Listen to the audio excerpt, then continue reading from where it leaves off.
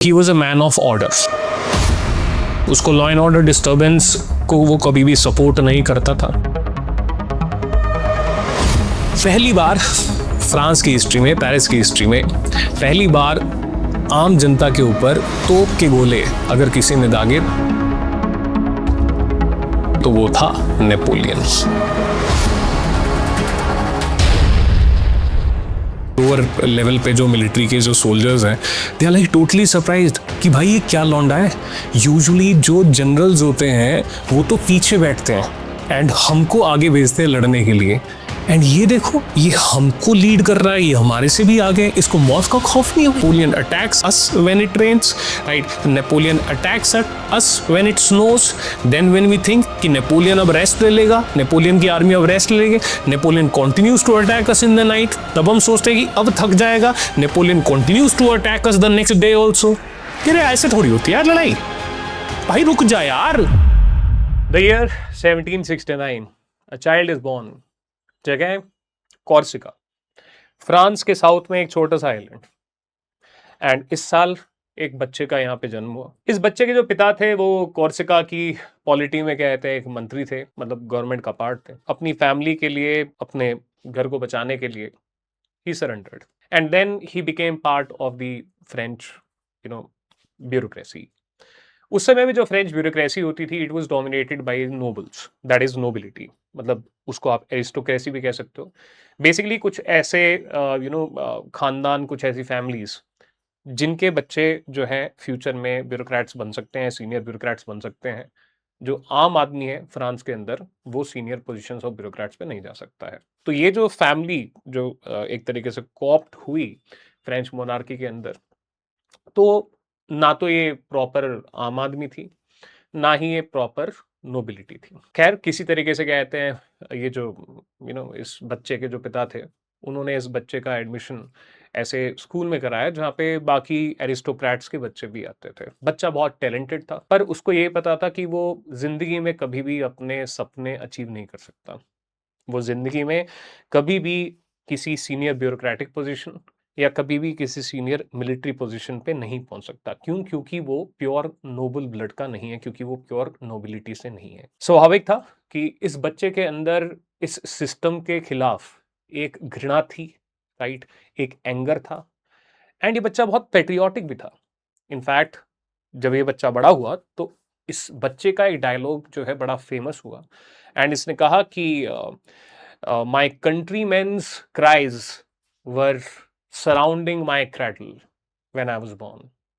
तो बेसिकली वो बात कर रहा था 1769 की, जब कहते हैं फ्रेंच मोनार्की ने, फ्रांस ने अटैक किया कॉर्सिका के ऊपर और उसको अनेक्स किया।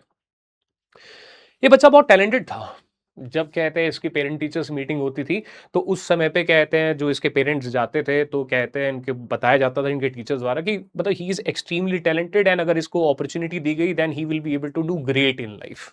ये बच्चा था नेपोलियन, एंड नेपोलियन का मतलब शुरुआत से ही ये सिस्टम था, उसको एक मतलब एक अनडाइंग एक ऐसा क्रेव था उसके अंदर, ठीक है। एक ही यूज्ड टू क्रेव कि मुझे लाइफ में कुछ ग्रेट करना है, मुझे लाइफ में कुछ फेमस होना है, एक अचीवर बनना है। एक बार परेशान होके कहते हैं उसने ये डिसाइड किया कि यार चलो मैं एक काम करता हूँ, मैं कॉर्सिका की हिस्ट्री लिखता हूँ, ताकि कहते हैं शायद से एज ए राइटर मैं बड़ा फेमस हो जाऊं। इसने एक या दो बार जो है नेपोलियन ने सुसाइड भी अटेम्प्ट किया, मतलब इतना पागल है to achieve something in life, and जब वो कंस्ट्रेंड फील कर रहा है उस लाइफ के अंदर कि because of this feudalism which exists in France, he will never be able to achieve his dreams, तो मतलब he also out of frustration he tried to commit suicide।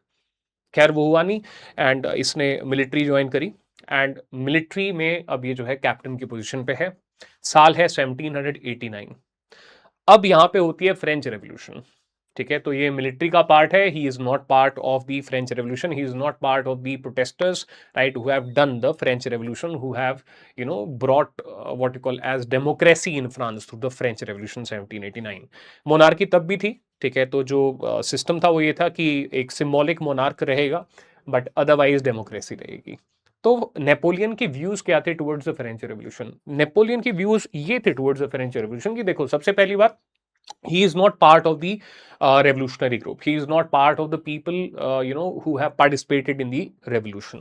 उम्र क्या है नेपोलियन की? बस 20 साल है, ठीक है। क्या करते हैं लाइफ में? कैप्टन है, ठीक है। तो ये आपका मतलब सिचुएशन है। दूसरी तरफ अगर देखा जाए तो he was a man of order. उसको लॉ एंड ऑर्डर डिस्टर्बेंस को वो कभी भी सपोर्ट नहीं करता था, ठीक है। तो ये जो वायलेंट मॉब्स थे उनको उसने कहते हैं मतलब सपोर्ट नहीं किया। तो नेपोलियन का दृष्टिकोण ये था कि लॉ एंड ऑर्डर डिस्टर्ब नहीं होना चाहिए। तो फिर नेपोलियन का व्यू एंटी फ्रेंच रेवोल्यूशन था, ठीक है? नहीं, उसका व्यू एंटी फ्रेंच रेवोल्यूशन नहीं था। उसके जो रिजल्ट्स थे जो फ्रेंच रेवोल्यूशन के, ठीक है, उनसे वो कहते हैं मतलब काफी पर्सनली खुश था, क्योंकि फ्रेंच रेवोल्यूशन 1789 के बाद जो है आपका फ्यूडलिज्म फ्रांस के अंदर खत्म हो गया। एंड उसके बाद ये जो सीनियर ब्यूरोक्रेटिक पोजीशन थी, सीनियर मिलिट्री पोजीशन थी, दे वर ओपन फॉर एवरीवन, ठीक है। तो जो नेपोलियन के सपने थे अब वो उनको पा सकता था, ठीक है। उसको एक सीनियर मिलिट्री कमांडर बनना था, अब वो बन सकता था। एंड यहाँ पे कहते हैं एक नेपोलियन को एक बहुत बड़ी अपॉर्चुनिटी भी मिली। कैसे अपॉर्चुनिटी मिली? तो एक्चुअली उस समय पे जो यूरोप था it was dominated bye monarchs, ठीक है। तो मतलब ये जो डेमोक्रेसी है it acted like a corona virus, ठीक है। इस वायरस की उत्पत्ति प्रॉपर तरीके से कहाँ पे हुई? कह सकते हैं हम कि ब्रिटेन में हुई, इंग्लैंड में हुई, ठीक है। तो 1642 से 51 वहां पे इंग्लिश सिविल वॉर हो रही है, ठीक है, whereby King Charles one was beheaded. And in fact कुछ समय के लिए ब्रिटेन जो है एक रिपब्लिक भी रहा क्रॉमवेल के अंडर, बट वो भी तानाशाह निकला। तो खैर 1661 के अंदर जो है उन्होंने रिस्टोरेशन ऑफ मोनार्की करी, बट एक लिमिटेड मोनार्की सिस्टम वो लेके आए, बट डेमोक्रेसी आ चुकी थी। उसके बाद कहते हैं कोरोना वायरस जो है डेमोक्रेसी मतलब मैं एक स्प्रेड के हिसाब से कह रहा हूँ, ठीक है। It's a positive corona virus, ये स्प्रेड किया, ठीक है, from Britain to where to the 13 colonies of Britain in North America. वहां पे अमेरिकन रेवोल्यूशन की शुरुआत हुई 1765 के अंदर। 1765 से लेकर 1776 जिस तरीके से हमारे यहाँ पे लाल बाल पाल श्री अरबिंदो जो है स्ट्रीट प्रोटेस्ट करते थे, बॉयकॉट करते थे और ये सब चीज़ें थी। तो ये 1765 से लेकर 1776 तक रहा। एंड उसके बाद 1776 से लेकर 1783 तक रहा आपका अमेरिकन वॉर ऑफ इंडिपेंडेंस, जब कहते हैं 13 colonies they became independent as United States of America. अभी तक जो यूरोप के जो मोनार्क्स थे वो ज्यादा मतलब टेंशन में नहीं थे। उनको ये था कि भाई जंगल में मोर नाचा किसने देखा, इधर 13 कॉलोनीज हैं, बीच में अटलांटिक ओशन है, इधर यूरोपियन मेनलैंड है, तो मतलब we will not get impacted. But उसी के 6 साल बाद 1783 के 6 साल बाद 1789 में फ्रांस के अंदर होती है फ्रेंच रेवोल्यूशन, ठीक है। एंड उसके बाद कहते हैं वहां पे मोनार्की जो है उसको मतलब एक तरीके से पावरलेस बना दिया जाता है। तो जितने भी यूरोप के बाकी जो मोनार्क्स थे they were under great stress and they wanted to do a counter revolution. तो काउंटर रेवोल्यूशन क्या है? To bring monarchy back in power in France, right, ताकि ये चीज स्प्रेड ना करे इनटू देयर किंगडम्स। ऐसा ना हो कि जो उनके किंगडम के जो लोग हैं वो सड़कों पे आ जाएं एंड वो कहते हैं मोनार्की को हटाने का प्रयास करें, ठीक है। तो 1791 1792 के आसपास में जितने भी कहते हैं ये rest of the European monarchs हैं, ठीक है, दे अटैक्ड फ्रांस, ठीक है। मतलब उन्होंने फ्रांस के ऊपर अटैक किया। गोल बेसिकली क्या है? गोल ये है कि फ्रांस के अंदर जो है मोनार्की को वापस लेके आना है। ब्रिटेन ने भी उनका साथ दिया। तो एक क्वेश्चन आता है माइंड के अंदर कि यार जो ब्रिटेन है वो तो डेमोक्रेसी है खुद, तो वहां पे आ जाती है जियो पॉलिटिक्स, राष्ट्रहित सर्वोपरि। तो ब्रिटेन के नेशनल इंटरेस्ट में ये नहीं था कि on the vehicle of the French revolution, on the vehicle of democracy in mainland Europe, France जो है पूरे के पूरे मेनलैंड यूरोप को डोमिनेट करे। एंड दूसरी चीज ये भी थी कि जितने ये मोनार्क्स थे उनमें से काफी सारे जो मोनार्क्स हैं वो ब्रिटेन के अलाइज भी थे। एंड नेक्स्ट थिंग वॉज कि ब्रिटेन खुद एक मोनार्की है, लिमिटेड मोनार्की है बट खुद एक मोनार्की है। तो ये जो आइडिया ऑफ रिपब्लिकनिज्म है ये एक पावरफुल सेक्शन ऑफ ब्रिटेन को नहीं सुहाता था। तो ये रीजन है कि ब्रिटेन भी जो है इन देशों के साथ मिलके, रेस्ट ऑफ द मोनार्क्स के साथ मिलके जो है फ्रांस के ऊपर अटैक किया। तो पूरे 23 साल तक 1792 से लेकर 1815 तक एक तरीके से फ्रांस अभिमन्यु की तरह लड़ रहा था बाकी सारे यूरोपियन देशों से, ब्रिटेन इंक्लूडेड, ठीक है। तो ये चीज एक्चुअली यहाँ पे हुई है। तो खैर जब ये अब लड़ाई जब ये स्टार्ट हुई तो उस समय पे आप एक बात ये सोच के देखो कि यार ये जो नोबिलिटी है, ये जो मोनार्की है, ये प्रो फ्रेंच रेवोल्यूशन होगी या एंटी फ्रेंच रेवोल्यूशन होगी? क्योंकि इनके जो इंटरेस्ट हैं वो तो हर्ट हो रहे हैं। ठीक है ना, क्योंकि पहले तो मोनोपोली थी नोबिलिटी की, मिनिस्टीरियल पोजीशंस पे, सीनियर मिलिट्री पोजीशंस पे, सीनियर ब्यूरोक्रेटिक पोजीशंस पे. Now those position they are thrown open to the common people, right, to the so called third estate.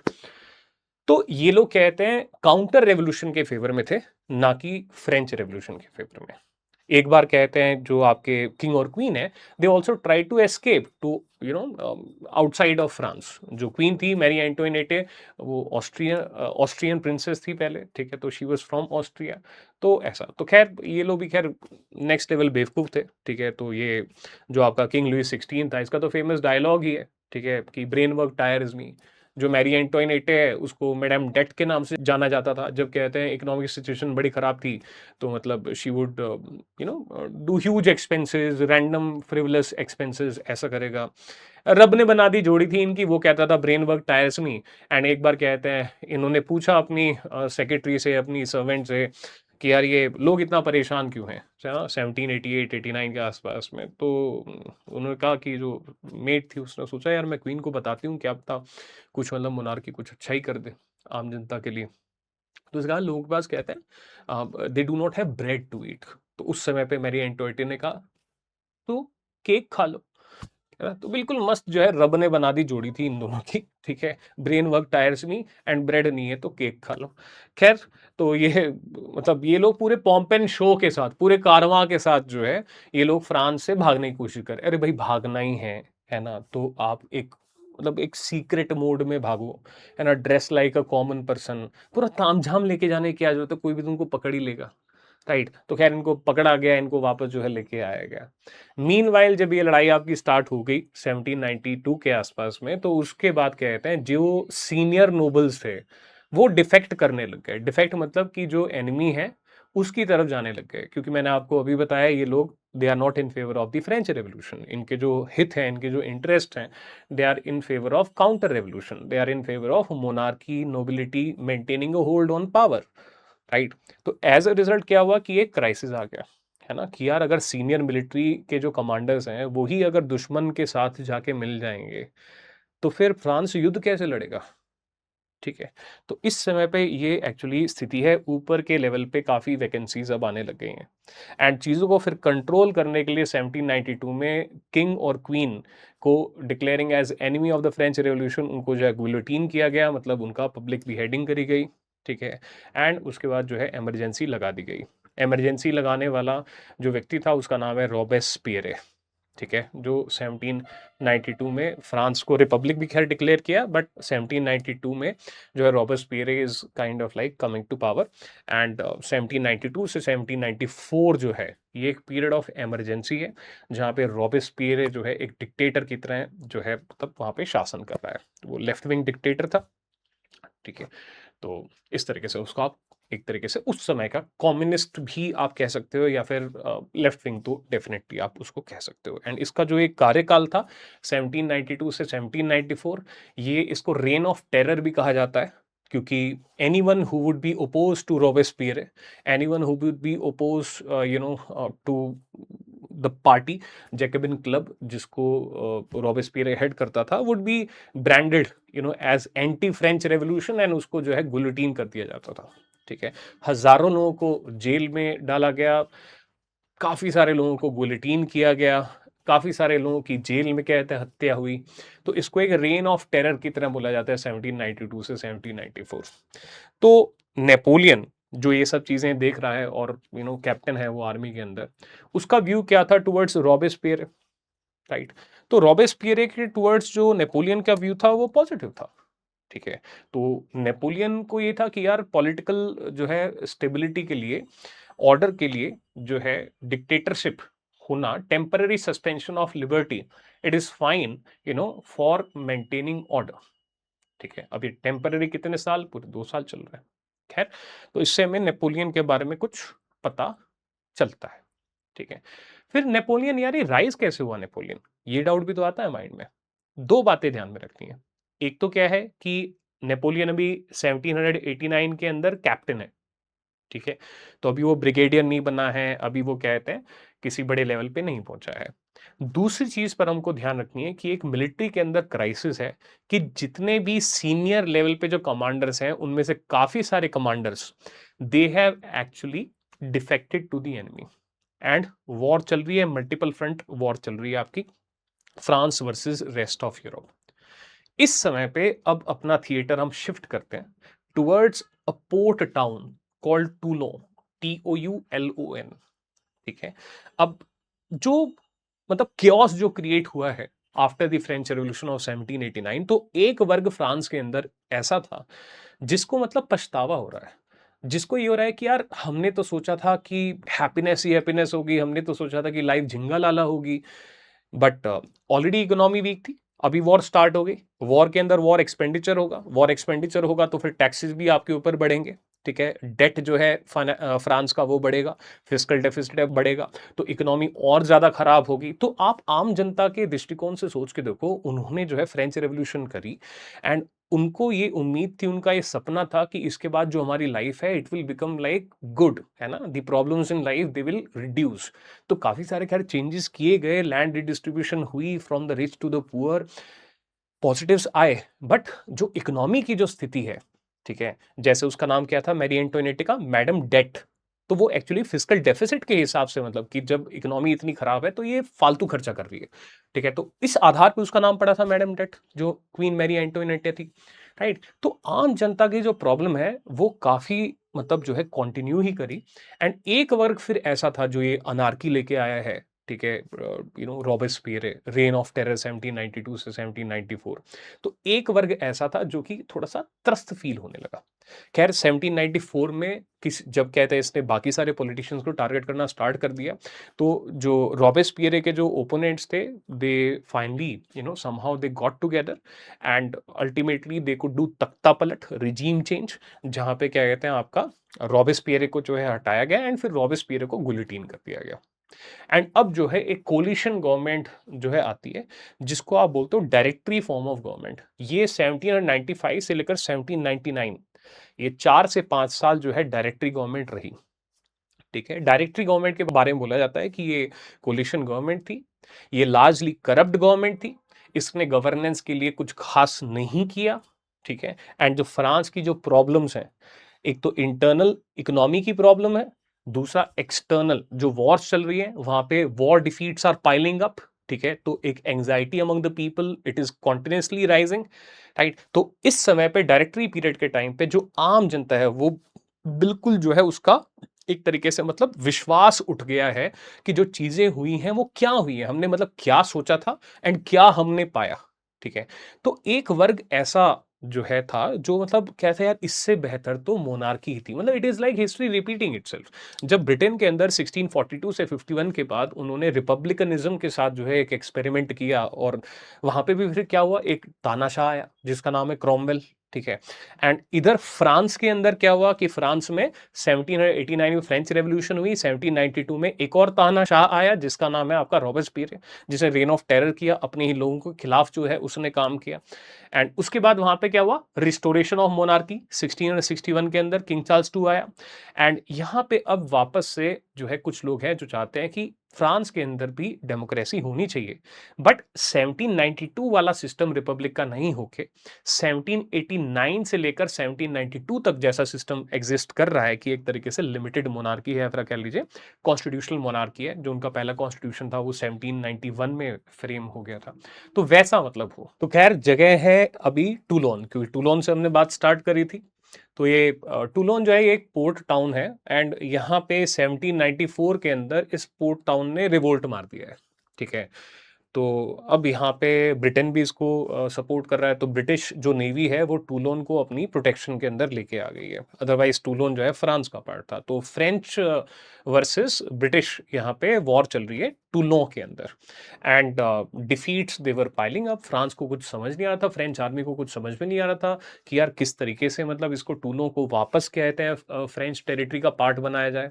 तो इस समय पे ये जो कैप्टन है नेपोलियन बोनापार्टे, ठीक है, तो he is approaching his seniors, है ना, कि सर मेरे पास एक टैक्टिक है, सर मेरे पास एक स्ट्रैटेजी है। ठीक है, तो अब कुछ और काम कर नहीं रहा, तो ठीक है, they listen to him and इसने कहते हैं एक मस्त स्ट्रैटेजी बताई। ठीक, स्ट्रैटेजी एक्चुअली इस प्रकार की थी कि टुलों में मतलब आप इस तरीके से समझ सकते हैं कि दोनों साइड पे एक हाइट है एंड बीच में जो है नीचे वहां पे पानी है जहाँ पे ब्रिटिश शिप्स जो हैं वो प्रेजेंट हैं। तो फ्रेंच की साइड से जो नेपोलियन है उसने सजेस्ट किया कि हमको एक्चुअली अपनी जो आर्मी है इन हाइट्स पे भेज देनी चाहिए एंड ऊपर से क्या कहते हैं हमको शिप्स के ऊपर अटैक करना चाहिए। ठीक है, कमांडर्स को ये स्ट्रैटेजी पसंद आई and they deployed it and after a very very long time there was a battle victory for the French army and अब जो है नेपोलियन को फ्रॉम कैप्टन बना दिया जाता है ब्रिगेडियर जनरल। क्यों हुआ यार ये ऐसा? मतलब ठीक है, आज के टाइम पे भी आर्मीज हैं, डिफरेंट डिफरेंट कंट्रीज की आर्मी है, तो अगर ऐसा कोई कैप्टन मतलब कोई चीज करता है तो ठीक है, मेडल्स मिल जाते हैं, प्रेज मिल जाती है, बट ऐसा इतना ज्यादा आउट ऑफ टर्न कि सीधा कैप्टन से आप ब्रिगेडियर बन गए, उसका रीजन क्या था? याद है मैंने आपको बताया था कि because of the defection done by the senior military nobles, क्योंकि वो एनिमी की साइड पे जाके मिल जा रहे थे, तो काफी सारी वैकेंसीज थी एंड जो फ्रेंच मिलिट्री है वो actually it was looking forward to certain people of talent who can occupy those senior positions, है ना? तो यहाँ पे देखो क्या डेस्टिनी है, क्या मस्त डेस्टिनी है। अगर फ्रेंच रेवोल्यूशन नहीं होती तो आपकी जो फ्रेंच रेवोल्यूशनरी वॉर्स हैं जो आपकी 1791 1792 से शुरू होती वो स्टार्ट नहीं होती। वो स्टार्ट नहीं होती तो जो सीनियर मिलिट्री कमांडर्स हैं वो एनिमी की साइड पे डिफेक्ट नहीं करते। अगर वो डिफेक्ट नहीं करते एनिमी की साइड पे तो वैकेंसीज क्रिएट नहीं होती, और अगर वैकेंसीज क्रिएट नहीं होती तो नेपोलियन को शायद से यहाँ पे मेडल तो मिल जाता, पर वो कहता है सीनियर ऐसा डायरेक्टली कैप्टन से ब्रिगेडियर जंप नहीं मार पाता। एंड इसी को कहते हैं destiny. And Napoleon was a big fan of destiny, right? मतलब he truly believed in destiny, right? तो खैर इस तरीके से वो ब्रिगेडियर बन गया। एंड अब हम शिफ्ट करते हैं कहानी 1795, साल है 1795 एंड अब थिएटर शिफ्ट होता है towards Paris, right? And Paris में माहौल जो है उतना खुशनुमा नहीं है, जैसे मैंने आपको भी बताया था। तो किंग्स गार्ड के अंदर मतलब जो किंग लुई 16 है उसके जो पुराना उसका एक प्राइवेट मतलब आर्मी आप समझ लीजिए, उसका प्राइवेट मतलब सिक्योरिटी गार्ड्स आप समझ लीजिए, उसको किंग्स गार्ड कहते हैं। अगर आपने गेम ऑफ थ्रोन्स देखा हो तो आपको पता होगा। तो किंग्स गार्ड्स के साथ में कुछ जो लोग हैं they are out on the streets of Paris and they are peacefully doing a march against the Directory government. And what is their demand? Their demand is restoration of monarchy. क्योंकि उनकी, जैसे मैंने अभी थोड़ी देर पहले डिस्कस किया था, they feel कि यार the French Revolution was a mistake, right? This is not the life that we had envisaged. Peaceful protesters doing nothing wrong, right? तो अब डायरेक्टरी गवर्नमेंट जो है खतरे में आ गई कि यार ये प्रोटेस्ट कहीं ज्यादा बड़े ना बन जाए।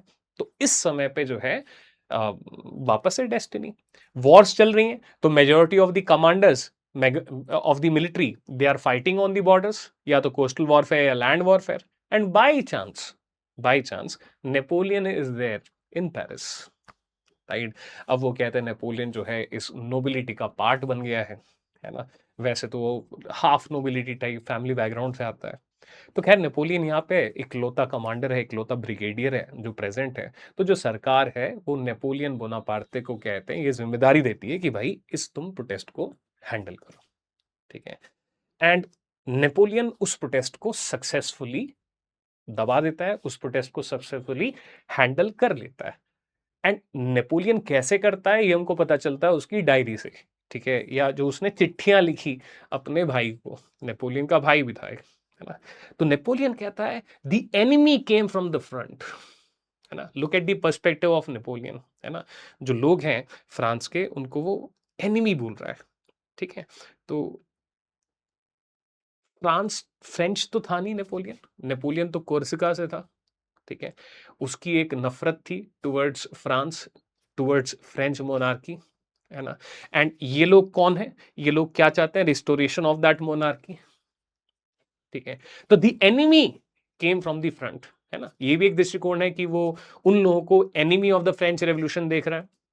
The enemy came from the front and we fired cannons upon them and lot of them died and it was a great scene. The enemy was demolished.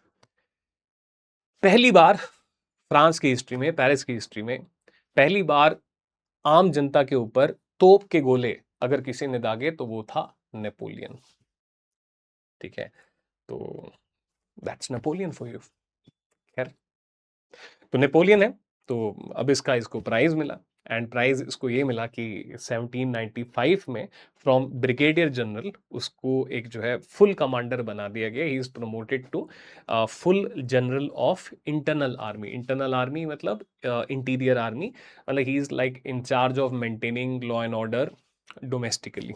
ठीक है, तो उसमें मिलिट्री का उपयोग किया जा रहा है क्योंकि वॉर चल रही है, तो इस टाइप की स्थिति है यहाँ पे। ठीक है, तो खैर जब नेपोलियन कहते हैं यहाँ पे है, ये हायर एक्लियंस वगैरह का ये पार्ट बन गया, तो इसी समय पे नेपोलियन को प्यार हो गया। ठीक है, वन साइडेड लव था। तो जो है जोसेफिन उनका नाम था। ठीक है, एंड जोसेफिन जो है she was part of these elite circles, she was a widow, her husband had been guillotined during the time period of Robespierre, right? And she was aging, right? And she wanted to settle. So even though she was not attracted towards Napoleon, even though she was not in love with Napoleon, she accepted the proposal of Napoleon for marriage, right? And Napoleon therefore is able to marry Josephine. खैर, Josephine के contacts भी थे तो elite circles के अंदर, तो Josephine की मदद से ही gets appointed as the leader of the French army in north Italy. तो नॉर्थ इटली उस समय पे जो है इट इज़ उसका एक पार्ट जो है इटली का, north Italy, it was under the control of Austria, and Austria is fighting against France, है ना। आपकी जो फ्रेंच रेवोल्यूशनरी वॉर्स चल रही हैं 1792 ऑनवर्ड्स। अच्छा, बाय द वे इनको फ्रेंच रेवोल्यूशनरी वॉर्स क्यों बोला जाता है? Because here France is fighting और the French people are fighting to protect the French revolution. ठीक है, तो 1792 से लेकर 1804 तक की जो वॉर्स है उनको फ्रेंच रेवोल्यूशनरी वॉर्स कहा जाता है। ठीक है, तो खैर Napoleon becomes the commander of the French military in north Italy and they are fighting against Austria. The year is 1796 1797, and it is the time period जब जो नेपोलियन है वो नेपोलियन बना, जब नेपोलियन जो है वो आम जनता का हीरो बना, तो वो यहाँ पे बना। क्योंकि जो टूलो वाली जो बैटल विक्ट्री थी वो तो छोटी सी बैटल विक्ट्री थी, यहाँ पे नेपोलियन की लीडरशिप के अंदर जो फ्रेंच मिलिट्री है, जो फ्रेंच आर्मी है, it is going to defeat Austria comprehensively. ठीक है, एंड क्या लॉन्डे ने क्या कहते हैं गदर मचाया है। ठीक है, मतलब द जो कॉर्पोरल्स हैं, मतलब जो नॉर्मल लोअर लेवल पे जो मिलिट्री के जो सोल्जर्स हैं, they are like totally surprised कि भाई ये क्या लौंडा है। यूजुअली जो जनरल्स होते हैं वो तो पीछे बैठते हैं एंड हमको आगे भेजते हैं लड़ने के लिए, एंड ये देखो ये हमको लीड कर रहा है, ये हमारे से भी आगे, इसको मौत का खौफ नहीं हुई। मर जाएगा भाई, कहीं से भी कोई बुलेट आ सकती है, कहीं से भी कुछ हो सकता है, मर जाएगा, राइट। बट नहीं, Napoleon he led from the front, and because he led from the front therefore he had this uh, he had this love of his juniors in the army. He had this hero like image, from the side of the sepoys, है ना। जो sepoys हैं उनके साथ camaraderie बहुत शानदार थी Napoleon की। ठीक है, तो जो सिपॉयज हैं वो फेमसली, मतलब एक डायलॉग है, कहते हैं कि छड़, तू कोई जनरल वनरल थोड़ी है, तू तो कॉर्पोरल है ना। नेपोलियन की जो हैट भी वो पहनता है। ठीक है, अगर आपने फोटोग्राफ्स देखी होंगी नेपोलियन की, तो वो मतलब हैट जो है वो एक तरीके से वो कॉर्पोरल उस टाइप की वो हैट है जैसे कॉर्पोरल्स पहनते हैं। कह रहे you are not a general, you are a corporal, you are one of us, है ना। That kind of camaraderie was there. Napoleon क्यों इतना सक्सेसफुल हुआ? नेपोलियन खुद कहता है कि my glory rests on my military victories. जितना ज्यादा मैं मिलिटरीली सक्सेसफुल होऊंगा उतना ज्यादा मैं पॉलिटिकली या अदरवाइज ग्रो करूंगा। ठीक है, तो नेपोलियन की जो मिलिट्री स्ट्रेटजीज थी वो बहुत ऑसम थी। इनफैक्ट नेपोलियन को one of the best modern commanders भी कहा जाता है। नेपोलियन के एनिमी खुद कहते हैं, है ना, मतलब बिल्कुल ऐसे, मतलब क्राई बेबी वाले उसमें, है ना, कि भाई कुछ रूल्स होते हैं लड़ाई के, है। लड़ाई करते हैं, सवेरे लड़ाई स्टार्ट होती है, उसके बाद थोड़ा ब्रेक लेते हैं यार, है ना। उसके बाद चलो रात को तो आराम कर लेते हैं, है ना। उसके मतलब कहते हैं कि Napoleon attacks at us when it rains, right. Napoleon attacks at us when it snows, then when we think कि नेपोलियन अब रेस्ट ले लेगा, नेपोलियन की आर्मी अब रेस्ट ले लेगी, Napoleon continues to attack us in the night, तब हम सोचते हैं कि अब थक जाएगा, Napoleon continues to attack us the next day also. कह रहे ऐसे थोड़ी होती है यार लड़ाई, भाई रुक जा यार, क्या लगा पड़ा है भाई तू।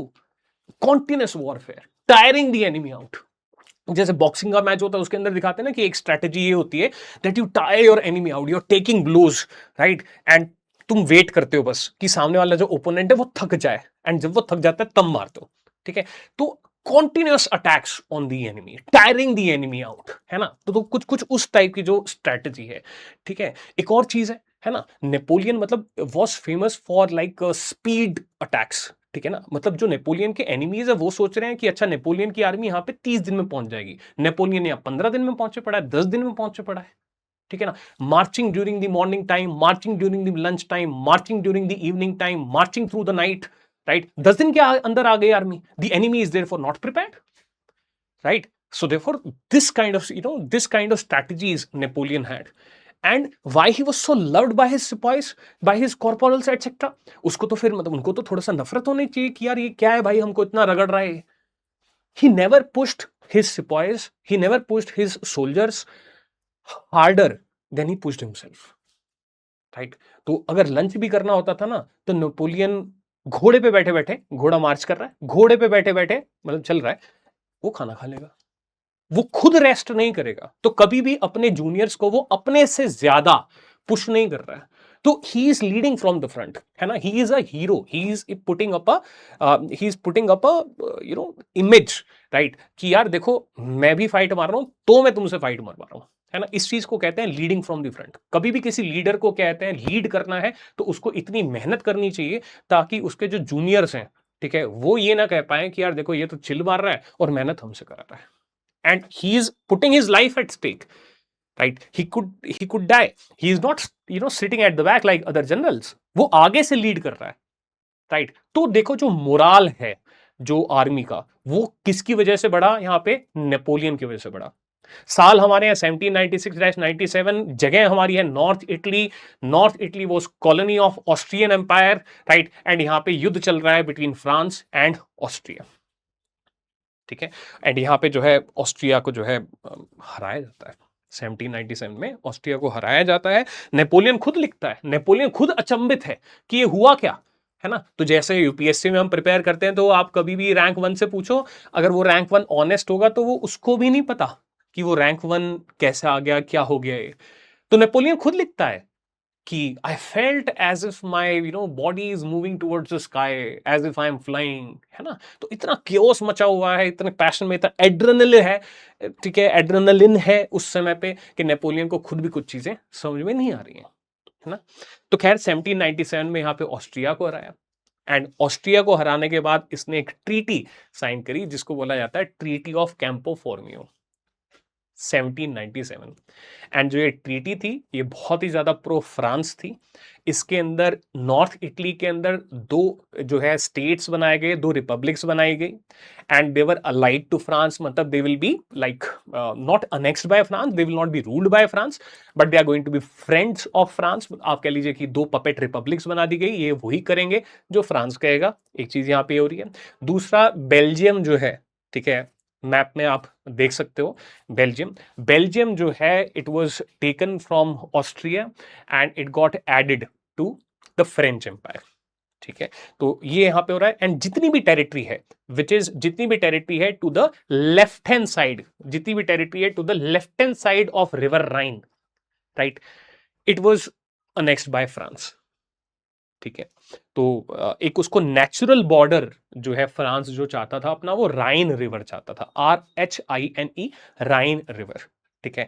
तो तक क्यों, क्योंकि देखो स्टेबल बॉर्डर्स अगर कभी भी किसी स्टेट को चाहिए होते हैं तो बहुत बेहतर रहता है कि अगर वो जो बॉर्डर्स हैं वो ज्योग्राफिकल बॉर्डर्स भी हों। जैसे इंडिया और चाइना के बीच में हिमालयास, तो we do not just have a political border, we also have a geographical border, है ना। तो जो स्टेट्स हैं, states are organisation with territory motive, तो जो स्टेट्स हैं वो हमेशा चाहेंगे कि वहां तक की टेरिटरी जो है हमारे पास आ जाए जहां तक कोई एक नेचुरल फीचर हो। जैसे Hitler during the world war 2, उसका भी अल्टीमेट ड्रीम क्या था, to capture all the lands to the up till your Ural mountains, है ना। एंड उराल माउंटेन्स कहां पड़ती हैं, रशिया के अंदर पड़ती हैं। इसी की वजह से उसने क्या कहते हैं अटैक किया था जून 1941 में, रशिया के ऊपर अटैक किया था, यूएसएसआर के ऊपर अटैक किया था, ठीक है।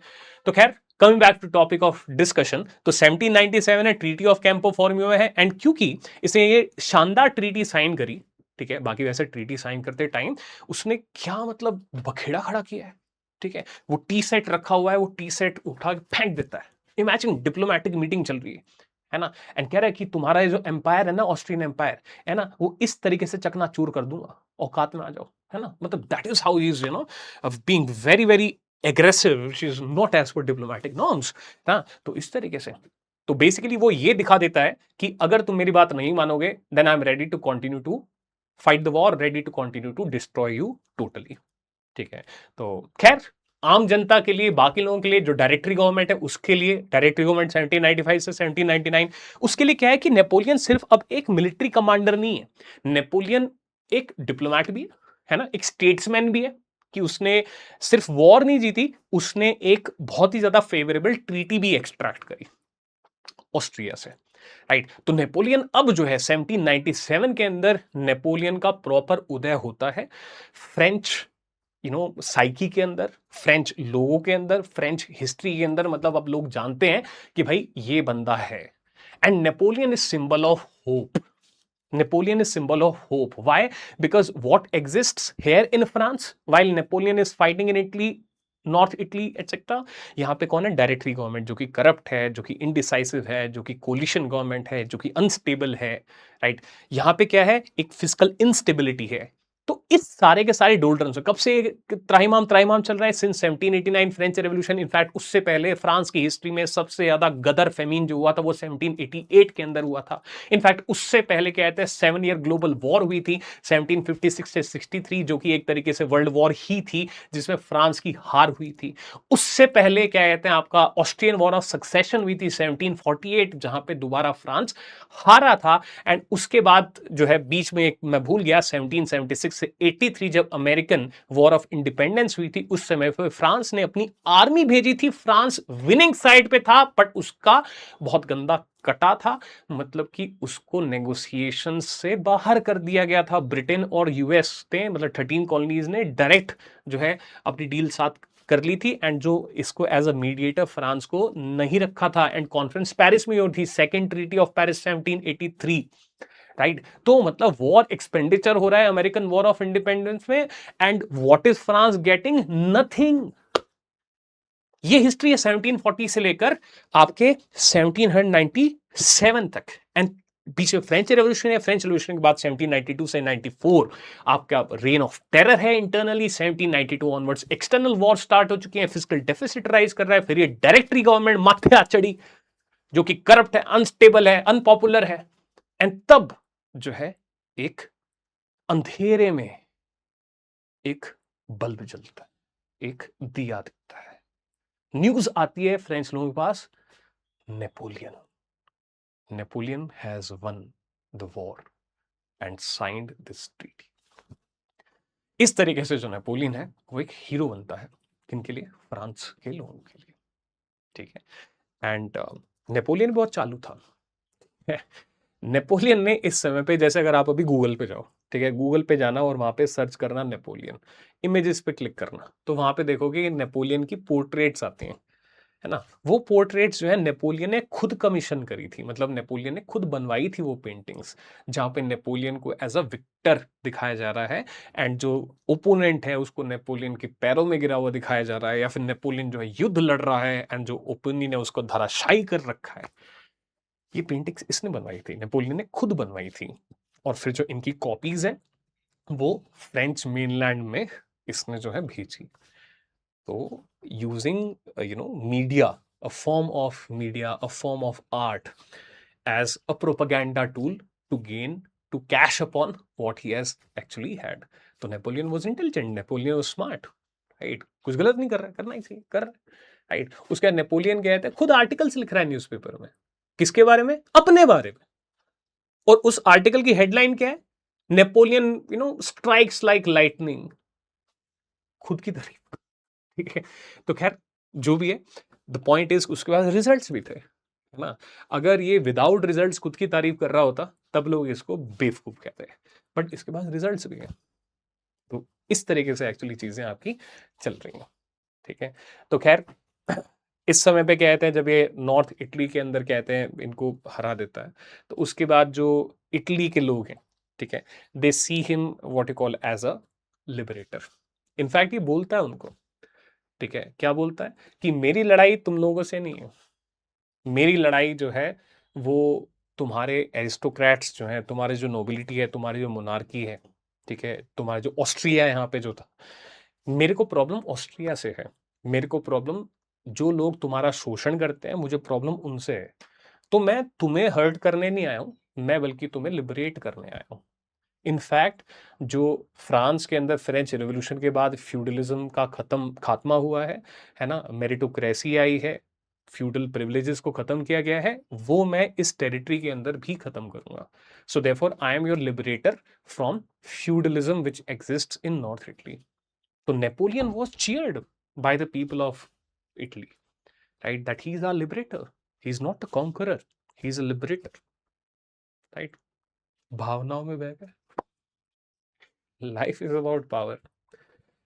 Napoleon was very smart, right? One question which should come to your mind is that if Napoleon is continuously fighting wars and wars lead to war expenditure, which leads to fiscal deficit, which creates problem for the economy for the common people, then how Napoleon, with his continuous warfares, right, especially from 1797 onwards, क्योंकि मैंने आपको बताया कि 1792 से लेकर 1815 तक continuously wars चल रही है, फ्रांस है, अभिमन्यु कितना लड़ रहा है, तो how he is famous among the people, right? सोचो, सिंपल लॉजिक है, वॉर में लगता है खर्चा, अगर वो खर्चा मेरी पॉपुलेशन ना बियर करके कहीं वो पैसा कहीं और से आ जाए तो यहाँ पे नॉर्थ इटली में जो मासेस थे वो तो गरीब थे, वेल्थ किसके पास थी, एरिस्टोक्रेट्स के पास, नोबिलिटी के पास, जिनके बारे में नेपोलियन क्या कह रहा है आम जनता को, ये मेरे दुश्मन है, मैं तुम्हारा दुश्मन नहीं, मैं तुम्हारा लिबरेटर हूं। तो नेपोलियन ने वहां की आम जनता से एज सच कुछ नहीं लूटा, क्योंकि उनके पास लूटने के लिए था ही क्या उनके पास, उसने एक्चुअली वहां की एरिस्टोक्रेसीज को लूटा, राइट। आज के टाइम पे एक लूवरे म्यूजियम है फ्रांस के अंदर, पेरिस के अंदर, बहुत फेमस है, उसके अंदर जितना भी ये लूटा हुआ आर्ट है, वो सारा का सारा नेपोलियन द्वारा लूटा हुआ जो आर्ट है वो वहां पे स्टोर्ड है, ठीक है। तो एरिस्टोक्रेट्स को लूटा, आर्ट को लूटा, ठीक है, एंड ये जो पैसा आ रहा है यहां से actually France is going to fund its wars. Government is also going to be extremely happy, directory government, with Napoleon, that he has got this additional revenue, additional money. Plunder, it's plunder. Napoleon is doing plunder, right? But आम जनता वहां पे liberated दिख रही है, तो smart, Napoleon is extremely smart, that's how he's playing this card, and he's acting in his national interest from that perspective, from the war perspective he's acting in his national interest, right? तो क्योंकि geopolitics में there are no permanent friends, there are no permanent enemies, the only thing which matter is your nation's interest. So as far as ठीक है, Napoleon is working for his selfish gains, but till the point of time उसके जो selfish interest हैं they do not become greater than the French interest, ठीक है, no problem. But there will also come a point of time when Napoleon's selfish interests are going to overshadow French interests, ठीक है, वो भी time आने वाला है, ठीक है। तो खैर देखते हैं वो सिचुएशन कैसे बनी।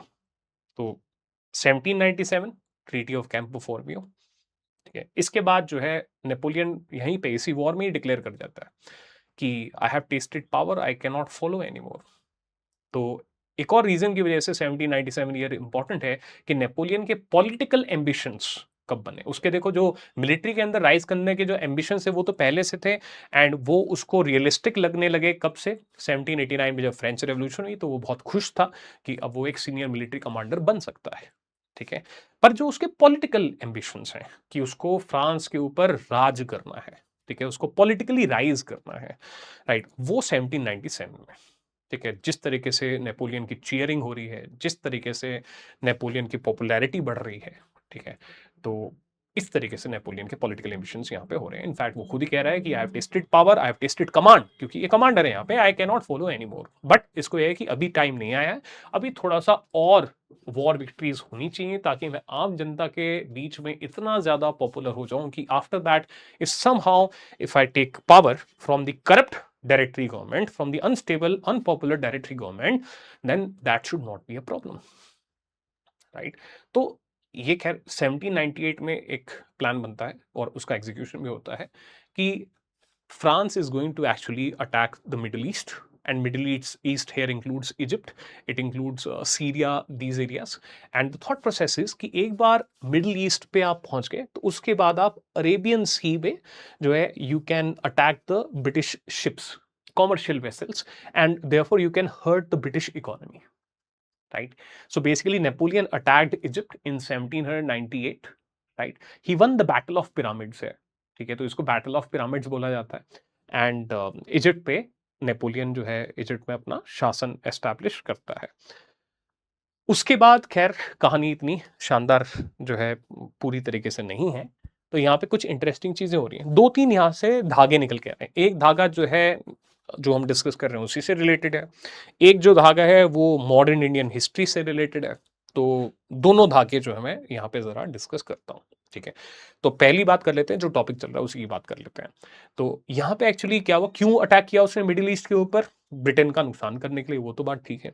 दूसरी चीज यहाँ पे क्या हुई, दूसरी चीज यहाँ पे हुई कि यहाँ पे एक्चुअली नेपोलियन और उसकी आर्मी ना फंस गई इजिप्ट के अंदर. ठीक है, वो इसलिए क्योंकि जिन शिप्स के अंदर बैठ के ये फ्रेंच आर्मी इजिप्ट आई थी, उन शिप्स को ब्रिटिश नेवी ने मेडिटेरेनियन सी के अंदर डिस्ट्रॉय कर दिया था. ठीक है, तो ये लोग यहां फंस गए, इनको ये नहीं पता है कि यहां से वापस फ्रांस कैसे जाएं. एक चीज. दूसरी चीज ये है कि इन्होंने अटैक किया, इजिप्ट को तो जीत लिया इन्होंने, उसके बाद जब इन्होंने सीरिया के ऊपर अटैक किया तो वहां पे फ्रेंच आर्मी की एक्चुअली हार हुई. French army was defeated, Napoleon was defeated. Right, so therefore they were not able to actually conquer the middle east. Right, and the French they are like stuck. ठीक है, while they are stuck there. तो ये था Napoleon दूरदर्शी था. तो Napoleon अपने साथ में ना काफी सारे इंटेलेक्चुअल्स को भी लेके आया था आर्मी के अंदर. मतलब उसके अंदर साइंटिस्ट थे, उसके अंदर जो है आर्कियोलॉजिस्ट थे, उसके अंदर ऐसे लोग थे जो कि इंस्क्रिप्शंस पढ़ सकते थे. तो जब यहाँ पे ये स्टक हैं तो उस समय पे इन्होंने एक इजिप्ट के जो पिरामिड्स हैं उनकी प्रॉपर मॉडर्न साइंटिफिक स्टडी जो है स्टार्ट करी. एंड उसको इजिप्टोलॉजी बोला जाता है. एंड आज के समय पे भी जो इजिप्टोलॉजी है उसकी रूट्स जो है, मतलब एक स्ट्रॉन्ग फाउंडेशन वाली जो चीज है, वो नेपोलियन ने जो है एस्टैब्लिश करी वहां पे. ठीक है, तो ये एक इंटरेस्टिंग पहलू होता है यहाँ पे. दूसरा जो इंडिया के साथ तार जुड़ता है वो ये है कि जब हम मॉडर्न इंडियन हिस्ट्री पढ़ते हैं और हम फोर्थ एंग्लो मैसूर वॉर 1799 पढ़ रहे होते हैं, तो उसका बैकग्राउंड एक्चुअली ये है कि जो रिचर्ड वेलेस्ले 9805 1798 से 1805 जो गवर्नर जनरल था, he had actually raised alarm right to London, that is to British government, that Napoleon is in communication with Tipu 8299 1782-99, and there is a chance that Napoleon can send a military to support Tipu, and therefore that can hurt the British interests in India. And इस fear को actually उसने over hype किया था.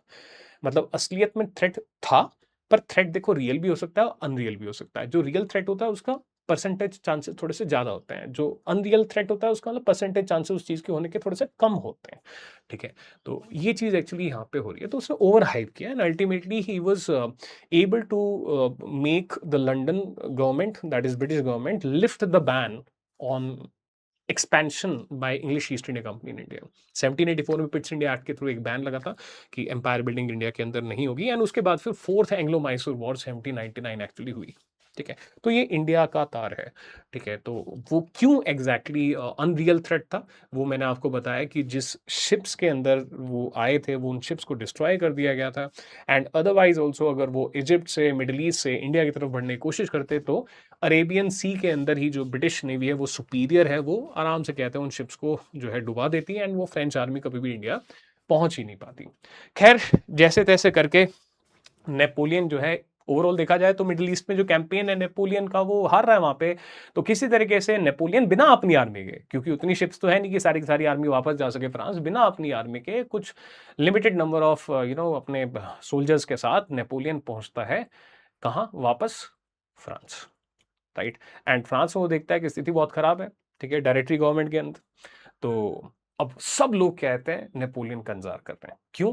क्योंकि military तो defeat थी middle east के अंदर, बट प्रोपेगेंडा की बड़ी विक्ट्री थी, है ना. कि मतलब अब शोर क्या मचा हुआ है कि Napoleon has won the battle of pyramids, that under Napoleon France has conquered the pyramids. है ना। तो उसका एक जो मतलब उसका एक जो वैल्यू है ना, वो बड़ा ऑसम, उसका एक सोशल पावर जो नेपोलियन को मिल रही है वो बहुत बड़ी ऑसम मतलब पावर मिल रही है। तो लोग जो है मतलब मैड हो रखे हैं बिल्कुल कि भाई नेपोलियन आ गया, नेपोलियन को देखना है, Napoleon our hero, Napoleon our hero. And Napoleon को लगता है कि यही ठीक समय। एंड नेपोलियन पता है क्या डिक्लेयर करता है, कहता है all of you need a saviour and here I am. Right. तो समय अब आ चुका है 1799 का। एंड अपने भाई की मदद से, ठीक है, with the help of his brother, Napoleon is actually taking doing a could attack, तख्ता पलट, रिजीम चेंज, जहाँ पे जो अनपॉपुलर डायरेक्टरी गवर्नमेंट है उसको जो है हटाया जाता है। एंड एक नया फॉर्म ऑफ गवर्नमेंट जो है यहाँ पे लेके आई जाती है, जिसको बोलते हैं कॉन्सुलेट गवर्नमेंट, है ना। तो अगर हम ट्रैक करें तो 1789 तक एब्सोल्यूट मोनार्की, 1789 से 1789 से लेकर 91 ये लोग कॉन्स्टिट्यूएंट असेंबली जो है इनकी, ठीक है, नेशनल असेंबली जिसको बोलते हैं, वो एक संविधान लिख रहे हैं। तो 1791 में एक संविधान आता है जिसके अंदर होगी कॉन्स्टिट्यूशनल मोनार्की। 1792 में एक नया संविधान आता है जिसके अंदर the form of state is chosen as a republic, ठीक है। फिर 1792 के बाद क्या कहते हैं, अभी जो संविधान है कभी लागू नहीं होता है क्योंकि रॉबेस्पियर ने इमरजेंसी लगा दी थी। तो उसके बाद फिर रॉबेस्पियर हटता है, तो दोबारा से क्या कहते हैं मतलब संविधान में कुछ संशोधन किए जाते हैं to establish directory form of government 1795 से लेकर 1799। फिर जो है नेपोलियन एक नया फॉर्म ऑफ गवर्नमेंट लेकर आ रहा है, कॉन्सुलेट गवर्नमेंट, जिसके अंदर एक प्रधानमंत्री नहीं होगा पर तीन प्रधानमंत्री होंगे, मतलब तीन कॉन्सुल्स होंगे, मतलब एक बॉडी होगी तीन लोगों की जिनमें से एक नेपोलियन है एंड दो बाकी और लोग हैं। एंड ये कलेक्टिव डिसीजन मेकिंग करेंगे एट द टॉप, ठीक है। ये हो रहा है कब, 1799, दिसंबर 1799 के अंदर, ठीक है। खैर उसके बाद 1800 में नेपोलियन अपने पॉलिटिकल तिकड़म लगाता है एंड नेपोलियन जो है कॉन्स्टिट्यूशन में बदलाव करता है। एंड 1800 में he declares himself as first consul. First consul मतलब फर्स्ट अमंग दी इक्वल्स, मतलब उसकी पावर थोड़ी ज्यादा होगी compare to the rest of the two consuls in the consulate form of government, that is 1800, ठीक है ना। तो हम कह सकते हैं कि 1800 के अंदर, याद करना भी थोड़ा सा आसान है, कि 1800 1800 के अंदर जो नेपोलियन है वो हेड ऑफ द स्टेट एक तरीके से बन गया, ठीक है ना। तो अब Napoleon is like prime minister level person, आप ऐसा समझ सकते हैं, but not a monarch yet, ठीक है। उसके बाद अब नेपोलियन खुद का इसमें कि my source of power is actually military victories, ठीक है। तो 1801 में इसने अटैक किया वापस से, ठीक है, मतलब वापस से, और क्या है मतलब वॉर्स तो चल ही रही हैं। तो खैर 1800 से 1801 में ऑस्ट्रिया को जो है डिफीट किया, ठीक है। ब्रिटेन को भी जो है डिफीट किया एंड ब्रिटेन को और ऑस्ट्रिया को फोर्स किया that they sign a peace treaty. जब पीस ट्रीटी साइन करी उसका भी चीयर अप हुआ, ठीक है। तो जितने भी लोग हैं वो सोच रहे हैं कि यार इतने समय से युद्ध चल रहा है, 1791 92 से हमारा युद्ध चल रहा है, तो इट्स लाइक पूरे 10 से 1 साल हो चुके हैं। तो नेपोलियन देखो, he has come to power and after that he is bringing peace. तो वो भी ब्राउनी पॉइंट्स एक्चुअली हुए नेपोलियन के, प्लस वॉर विक्ट्री है, उससे जो ग्लोरी आ रही है वो तो आ ही रही है, ठीक। तो उसके बाद कहते हैं आपका 1801 में ये चीज हो रही है। खैर 1801 में एक और चीज करता है नेपोलियन, एंड वो करता है कॉनकार्डा। कॉनकार्डा, कॉनकार्डा क्या है एक्चुअली? कॉनकार्डा से नेपोलियन जो है एक पुराना इशू जो है, जो फ्रेंच सोसाइटी को कहीं ना कहीं एक एथिकल डिलेमा के अंदर डाला हुआ है, तो वो जो है नेपोलियन उस इशू को सॉल्व कर रहा है। एथिकल डिलेमा क्या था? एथिकल डिलेमा बेसिकली ये था कि जब 1789 के अंदर फ्रेंच रेवोल्यूशन हुई, तो उसमें जो आम जनता है, जो थर्ड एस्टेट है, उसका टारगेट मोनार्की और नोबिलिटी तो थे ही, बट उसके अलावा क्लर्जी भी एक टारगेट था, क्योंकि क्लर्जी जो है उस समय पे काफी ज्यादा ऑप्रेसिव हो गई थी, ठीक है। तो जो क्लर्जी के लैंड्स हैं वो लिए गए थे एंड आम जनता के अंदर बांट दिए गए थे।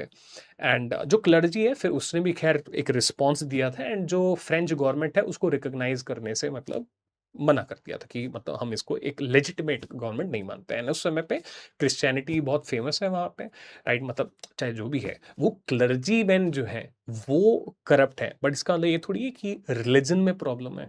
इसका मतलब ये थोड़ी है कि आम जनता जो है वो रिलीजियस नहीं है, या आम जनता जो है उसकी आस्था जीसस क्राइस्ट के अंदर नहीं है, गॉड के अंदर नहीं है, है ना। अब क्लर्जी तो एक तरीके से मिडल मैन है between God and between people, इस तरीके से आप उसको एज इंस्टीट्यूशन समझ सकते हो। तो ये मतलब एक था, एंड कहीं ना कहीं एक आम जनता के अंदर एक गिल्ट फैक्टर भी एक सेक्शन के अंदर तो डेफिनेटली था कि यार हमने जो है मतलब क्लर्जी को भी अटैक किया, उस तरीके से एथिकल डिलेमास है ना। Common man does not want to be MP MLA minister, common man wants economic security, physical security, socio cultural security. तो socio cultural sense of security जो है आम जनता को चाहिए होती है, राइट। तो खैर ये इसने सॉल्व किया। कैसे सॉल्व किया? क्लर्जी ने क्या गेन किया? नेपोलियन डिसाइड कर रहा है 1801 कॉनकार्डा के अंडर कि कैथोलिक क्रिश्चियनिटी जो है वो एक डोमिनेंट फॉर्म ऑफ क्रिश्चियनिटी रहेगा, दो not the only form of Christianity in France. दूसरी चीज़ ये है कि जो क्लर्जी को जो भी ज़मीन का नुकसान हुआ है, तो उसकी भरपाई इस तरीके से होगी कि जो सरकार है वो जो है सैलरी देगी आपके क्लर्जी को, जो सीनियर क्लर्जी होते हैं, बिशप्स हो गए उनको। प्लस कहते हैं और बाकियों को भी। और जो आपके सरकार को क्या मिल रहा है? सरकार को ये मिल रहा है कि जो बिशप्स हैं, जो जिनको मतलब चूज किया जाएगा, दैट विल बी उसमें एक कहीं ना कहीं नेपोलियन का, कहीं ना कहीं जो सरकार है उसका थोड़ा सा रोल रहेगा। एंड दूसरा जो क्लर्जी है वो रिकग्नाइज करेगी जो भी फ्रांस के अंदर गवर्नमेंट है उसको लेजिटिमेट। तो इस टाइप की मतलब चीजें एक्चुअली वहां पे आ रही हैं। उसको कहते हैं 1801 में कॉनकार्डा। ठीक है, तो इस तरीके से चीजें चल रही हैं। बाकी आपका जो है युद्ध चल रहा था। तो युद्ध जो मैंने आपको बताया था 1801 में इन्होंने अटैक किया था, डिफीट किया था ऑस्ट्रिया को। उसके बाद जो पीस ट्रीटी साइन हुई थी ऑस्ट्रिया के साथ 1801 के साइन हुई थी, एंड ब्रिटेन के साथ 1802 के अंदर साइन हुई थी। एंड ये पीस ट्रीटी एक्चुअली एक फेक पीस ट्रीटी थी। फेक पीस ट्रीटी का मतलब ये है कि जब दोनों साइड्स एक्चुअली थक गई हैं तो एक टेम्पररी पॉज चाहती हैं, बट असलियत में वो जानती हैं कि हमारे इश्यूज जो है अभी नहीं सॉल्व हुए हैं एंड पीसफुल कोएग्जिस्टेंस नहीं हो सकती है। तो दोनों साइड जो है साइन कर रही है पीस ट्रीटी, बट ये एक फेक पीस ट्रीटी है। It's just a temporary pause. And उसके बाद जो है ये चीज़ें मतलब 1803 के अंदर वापस से वॉर एक्चुअली स्टार्ट हो जाती है। ठीक है, एंड दोबारा नेपोलियन के पास वॉर विक्ट्रीज एटसेट्रा हो रही हैं, तो नेपोलियन इन वॉर विक्ट्रीज को दोबारा इस्तेमाल करके, अगर आप एक पैटर्न देखते हो तो 1799 के अंदर नेपोलियन 3 कॉन्सुल्स में से एक था। उसके बाद 1800 के अंदर वो फर्स्ट कॉन्सुल बन गया संविधान में संशोधन करके। एंड अब 1803 के अंदर, ठीक है, जो है वो बन जाएगा फर्स्ट कॉन्सुल फॉर लाइफ। मतलब अब नेपोलियन ने अपने आप को डिक्लेयर कर दिया है डिक्टेटर फॉर लाइफ। तो 1803 इज द पीक। खैर उस समय में भारत में क्या हो रहा है? उस समय पे भारत में 1803 से 05 सेकेंड एंग्लो मराठा वॉर हो रही है, और दिल्ली जो है वो सिंधिया जी के कंट्रोल से अंग्रेजों के कंट्रोल में 1803 में गई थी। खैर coming back to topic of discussion, तो 1803 में एक्चुअली ये हो रहा है।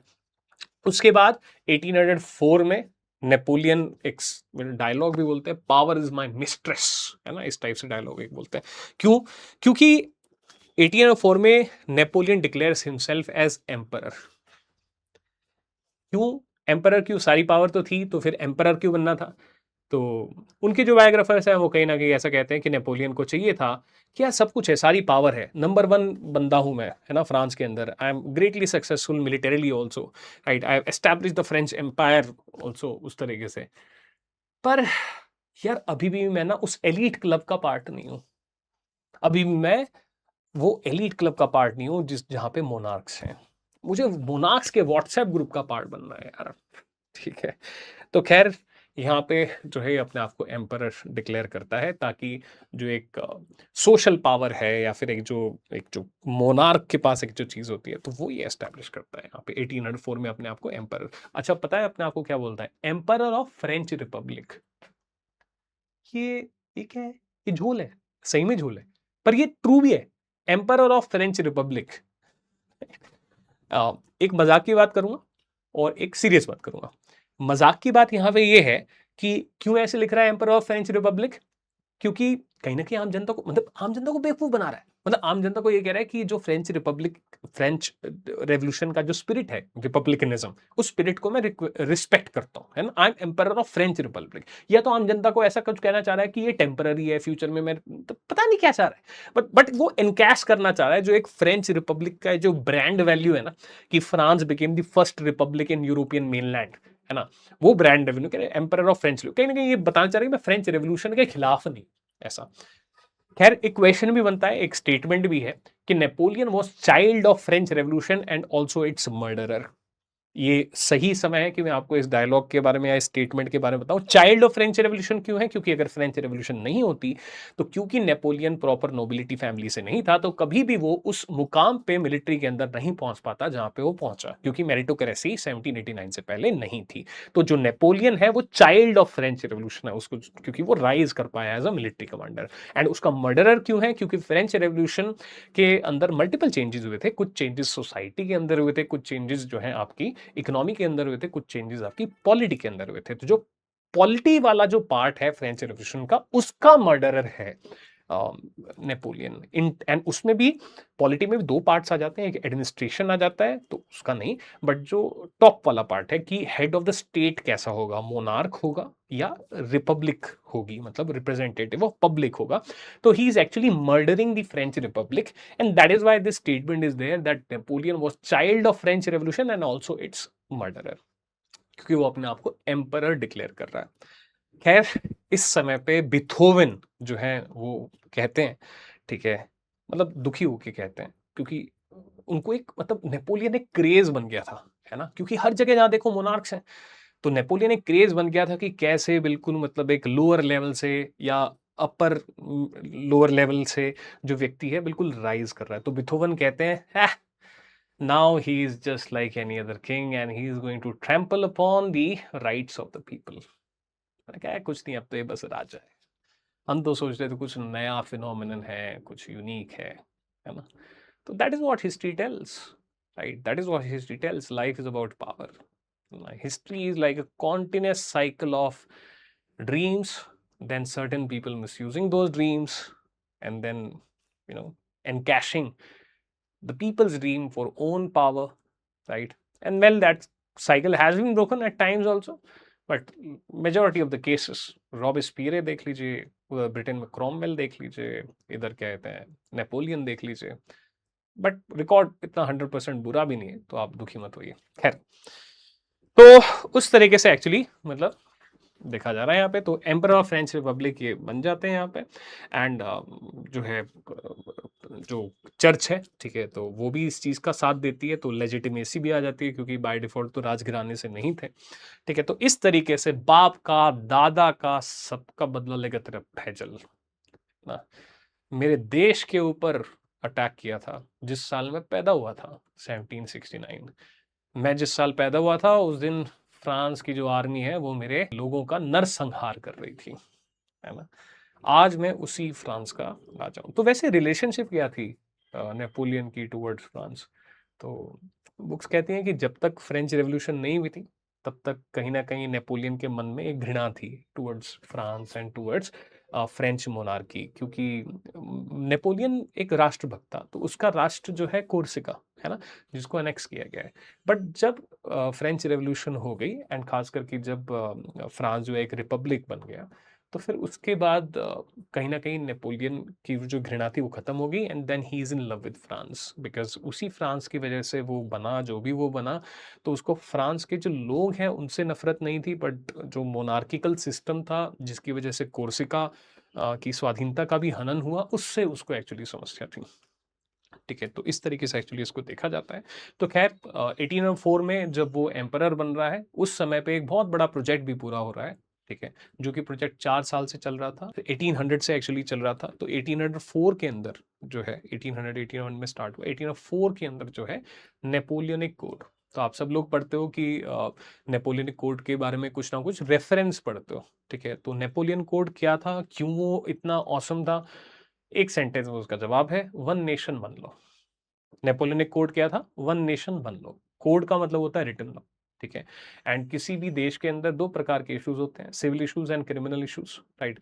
तो जो नेपोलियनिक कोड है वो एक तरीके से one civil law one criminal law, ठीक है, उस तरीके से एक्चुअली लेके आ रहा है। जैसे हमारे संविधान के अंदर भी एक यूनिफॉर्म सिविल कोड है, ठीक है, इट्स अ डीपीएसपी, ठीक है। तो वो सिविल पर्सनल मैटर्स के लिए हो जाता है। तो सिविल के अंदर पर्सनल मैटर्स भी होती हैं, सिविल के अंदर नॉन पर्सनल मैटर्स भी होते हैं। एंड जैसे सिविल के अंदर जो नॉन पर्सनल मैटर्स हैं उसको सिविल प्रोसीजर कोड जो है कवर करता है। एंड पर्सनल मैटर्स में अलग अलग कम्युनिटीज़ का रहता है, ठीक है। तो उस तरीके से, या फिर जैसे स्टेट भी कानून बना सकता है कि Hindu succession act etcetera etcetera. तो civil law, uniform civil law for the whole of France and uniform criminal law for the whole of France. पहले बड़ी जटिल समस्या थी कि आप कहते हैं ऐसा कि if you walk 5 kilometres in France the law will change. तो लीगल कॉम्प्लेक्सिटी जो है बहुत ज्यादा थी। तो वन नेशन वन लॉ वाला जो कॉन्सेप्ट है वो नेपोलियनिक कोड का कॉन्सेप्ट है। एंड आप अपनी यूपीएससी प्रिपरेशन में हर जगह पढ़ते हो कि Napoleon code inspired many such similar codes in many parts of the world. In fact, India के अंदर भी जो CPC 1859, IPC 1860 एंड CRPC 1861 जो आया है वो भी कहीं ना कहीं नेपोलियनिक कोड 1804 से प्रभावित है कि there should be one country one law. उस तरीके का हमारा जो GST है तो उसका भी जो स्लोगन था वो क्या था, one nation one tax and taxes are applied as per law. ठीक है, तो ये एक्चुअली लिंक बनता है उस स्लोगन का, ठीक है, with this code and all. मतलब तो नेपोलियन मतलब लाइफ इज ग्रेट है ना, बहुत सारी पॉजिटिव क्वालिटीज थी नेपोलियन के अंदर, बट उसके अंदर कुछ नेगेटिव क्वालिटीज भी थी। Life is great is not black and white. तो नेपोलियनिक कोड आ रहा है, ठीक है, एंड इस नेपोलियनिक कोड के तहत जो फ्यूडलिज्म है उसको रिआइटरेट किया जाता है कि फ्यूडलिज्म नहीं रहेगा। There will be all French people they are born free and equal, ठीक है, तो मेरिटोक्रेसी रहेगी। पहले फ्रांस में ऐसा होता था जो बड़ा बेटा होता था उसको प्रॉपर्टी में ज़्यादा शेयर मिलता था, ठीक है, तो वो चीज़ जो है मतलब उस तरीके से ऐसे पर्सनल मैटर्स के अंदर भी चीज़ें जो है हटाई गई। हालांकि कुछ नेगेटिव्स भी थे, नेगेटिव्स उसके अंदर जैसे फीमेल्स को जो है विमेन को they did not gate share in property and जो अगर डाइवोर्स की प्रोसीडिंग्स वगैरह हैं तो उनके अंदर भी the law was in favour of man, it was not an equal man women kind of a thing. तो ये चीज़ एक्चुअली जो है नेपोलियनिक कोड जो है इट इज़ एक्सट्रीमली फेमस। तो 1804 के अंदर दो इंपॉर्टेंट इवेंट्स हो रहे हैं, एक तो जो नेपोलियन है वो एम्परर बन रहा है और फ्रेंच रिपब्लिक, एंड दूसरा जो है आपका नेपोलियनिक कोड आ रहा है। उसके बाद 1805 के अंदर 1805 दोबारा कहते हैं युद्ध चल रहा है, तो यहाँ पे दोबारा ऑस्ट्रिया को हराया जाता है, दोबारा जो है और रशिया को भी हराया जाता है बल्कि अब की बार, ठीक है, तो ये होता है यहाँ पे। तो बैटल विक्ट्रीज आर कॉन्टिन्यूइंग, तो नेपोलियंस प्रेस्टीज हिज पॉपुलैरिटी वो कॉन्टिन्यूसली राइज कर रही है। उसके बाद 1806 में जो आज का जर्मनी है उस समय पे उसका आप कह सकते हैं नाम था प्रशिया। मल्टीपल जर्मन किंगडम्स है एक्चुअली, 300 से ज़्यादा जर्मन किंगडम्स है, उसमें जो the most prominent German kingdom था उसका नाम है पी रशिया, है ना, पी लगा दो रशिया के सामने प्रशिया, ठीक है। तो प्रशिया मतलब जो है, क्योंकि अब सबको डर लग रहा है कि यार ये फ्रांस जो है पूरे यूरोपियन मेनलैंड को डोमिनेट करेगा, तो प्रशिया के साथ क्या कहता है मतलब युद्ध हुआ फ्रांस का, एंड यहाँ पे दोबारा विजय किसकी हुई, नेपोलियन की विजय हुई। एंड अब जो है इसके अंदर प्रशिया के अंदर जाके फ्यूडलिज्म को खत्म किया गया, ठीक है, लैंड रिडिस्ट्रीब्यूशन किया जाएगा from the rich to the poor, meritocracy लेके आई जाएगी, एंड अब तो कानूनी तौर पर खत्म किया जाएगा by application of Napoleonic code, ठीक है। तो वहां पे कानून मतलब नेपोलियन जो जो टेरिटरीज नेपोलियन के प्रभाव के अंदर आएंगी वहां वहां पे जो है फ्यूडलिज्म को खत्म किया जाएगा, वहां वहां पे जो है अगर हो सकता है तो नेपोलियनिक कोड लगाया जाएगा, ठीक है। तो प्रशिया को एक तरीके से अनेक्स तो नहीं किया, बट हाँ फ्यूडलिज्म खत्म कर दिया। तो directly no if not under the authority of France, ठीक है, अंडर द अथॉरिटी ऑफ मतलब whichever puppet government is going to be there, तो नेपोलियन कोड जो है अप्लाई किया गया। तो फ्यूडलिज्म जहां जहां पे फ्रेंच एम्पायर जा रहा है, जहां जहां पे नेपोलियन की विक्ट्रीज हो रही है, वहां वहां पे फ्यूडलिज्म की भी हार हो रही है। एंड टैक्टिक बेसिकली यही है कि वहां के जो लोग हैं they will see Napoleon as a liberator. पर अब जो है चीज बदलने वाली है, क्योंकि ये जो डेमोक्रेसी का जो कोरोना वायरस है इसके साथ साथ में डेमोक्रेसी और नेशनलिज्म ये दोनों बिल्कुल जुड़ी हुई चीजें हैं, वो एक ही सिक्के के दो पहलू हैं। Because nation is summation of people who are one equal and supreme, right, who feel one equal and supreme, ठीक है। एंड इस सुप्रीम है तो पॉलिटिक्स के अंदर डेमोक्रेसी होनी चाहिए। तो हेड्स और टेल्स वाली बात है, nationalism and democracy they are heads and tail of the same coin, right. And अब नेपोलियन ने अपने आप को क्या डिक्लेयर कर दिया, एम्परर 1804 में, ठीक है। तो एम्परर जब युद्ध लड़ता है तो उसको कहते हैं एम्पायर बिल्डिंग। तो नेपोलियन को जो है अब एटलीस्ट जिन टेरिटरीज को नेपोलियन की आर्मी अनेक्स करना चाहेगी, ठीक है, मतलब नेपोलियन अनेक्स करना चाहेगा, उस उन टेरिटरीज के अंदर जो आम जनता है वो नेशनलिज्म से प्रभावित होकर इनफैक्ट अब रेजिस्ट करना स्टार्ट करेगी। तो 1804 से पहले नेपोलियन को आम जनता देख रही है outside of France as a liberator, ठीक है। बट 1804 के बाद नेपोलियन को आउटसाइड ऑफ फ्रांस की जो जनता है वो देख रही है एज अ कॉन्करर, क्योंकि एम्परर्स क्या करते हैं, एम्पायर बिल्डिंग, कॉन्क्वेस्ट। तो यहाँ पे एक ये चीज नेगेटिव इंपैक्ट जो है खैर आ रहा है, ठीक है। और एक और चीज़ करी यहाँ पे, तो वो जो 300 जर्मन किंगडम्स थे उनमें से उनको रीऑर्गेनाइज किया, उनमें से more than 250 they were like merged. तो अल्टीमेटली जो है साइज जो है 300 से काफ़ी कम कर दिया गया, रफली 30s के आसपास में कुछ साइज कर दिया गया उन जर्मन किंगडम्स का। तो यूनिफिकेशन ऑफ जर्मनी में ये नेपोलियन का योगदान है कि after defeating Prussia in 1806 when he also dominated the rest of the German kingdoms, right, which are to the right hand side of France। तो उनको रिऑर्गेनाइज किया, तो 38 किंगडम्स कहते हैं फाइनली थे यहाँ पे, 38-39 किंगडम्स। कहाँ 300 थे, अब यहाँ पे 38-39 के आसपास कुछ इस तरीके से मतलब हो जाने आपके जर्मन किंग्स, ठीक है, जो भी है, मतलब 300 से आसपास आसपास मतलब आसपास, ठीक है। तो ये चीज़ यहाँ पे 1806 के अंदर हो रही है। 1806 में एक और जो है मस्त चीज़ होती है, उसको कहते हो, इनफैक्ट आप उसको कनेक्ट कर सकते हो with Trump administration tariffs, right, in a way, और like blockades which are going on, you know they are different kind of blockades, but एक कॉन्टिनेंटल ब्लॉकेड जो है नेपोलियन लेके आया इन 1806। वो एक्चुअली क्या है, वो मतलब नेपोलियन एंड ब्रिटेन दोनों के लिए बड़ी प्रॉब्लम है, ठीक है। एक दूसरे को मतलब वो एक स्टेलमेट टाइप की पोजीशंस में आ रहे हैं। कैसे स्टेलमेट टाइप की पोजीशंस में आ रहे हैं विद रिस्पेक्ट टू, मतलब अगर मैं यहाँ पे आपको दिखाऊं, जैसे कहते हैं ये आपका ब्रिटेन है, ठीक है, इधर में आपका ये फ्रांस है, तो ये जो वाटरवे है जो इन दोनों को डिवाइड करता है, तो it is actually your English channel, ठीक है। अब ब्रिटेन की जो है वो एक उसकी एक सुपीरियर नेवी है, ठीक। एज अ रिजल्ट अगर फ्रेंच जो है मूव करेंगे to cross the English channel, तो इंग्लिश चैनल के अंदर जो वॉरफेयर होगा वो नेवल वॉरफेयर होएगा, उसके अंदर कौन जीतेगा, ब्रिटेन जीतेगा। तो जो सोल्जर्स हैं who are trying to land on the British mainland, English mainland, they will be destroyed on the way itself, English channel. तो फ्रेंच ने कभी भी इंग्लिश चैनल क्रॉस नहीं किया। बट जो फ्रेंच हैं उनकी territorial army is better compare to the Britishers, ठीक है। तो अगर ब्रिटिशर्स इंग्लिश चैनल क्रॉस करके फ्रांस को एक्चुअली कैप्चर करने की कोशिश करते हैं, तो लैंड तो वो कर जाएंगे, फ्रांस पहुंच तो जाएंगे because they have superior navy, but on landing in territorial war they will get butchered, right, मतलब the French territorial army, right, it will be much more superior in its home country also, and therefore it will be superior। तो as a result क्या था, एक stalemate था, ना French cross कर रहे हैं इंग्लिश चैनल, ना ब्रिटिशर्स क्रॉस कर रहे हैं इंग्लिश चैनल। तो बाकी सब जगह पे लड़ाई वड़ाई हो रही है, बट ये डायरेक्टली ऐसा एक दूसरे की मेनलैंड टेरिटरी को इस वाली साइड पे कहते हैं अटैक नहीं करना, ठीक है। तो अब क्या करें, अब नेपोलियन ने सोचा फिर यार इस तरीके से डायरेक्टली नहीं हरा सकते, तो एक काम करते हैं यार, इनकी इकोनॉमी को हर्ट करते हैं। तो पहला अटेम्प्ट जो नेपोलियन ने किया to hurt the economy of Britain, it was 1798 में, जो मिडिल ईस्ट के ऊपर अटैक किया कि अरेबियन सी में इनकी ट्रेड को हर्ट करेंगे, वहां पे फेल हो गया। अब दूसरा अटेम्प्ट क्या है कि 1806 के अंदर लेके आ रहा है continental blockade.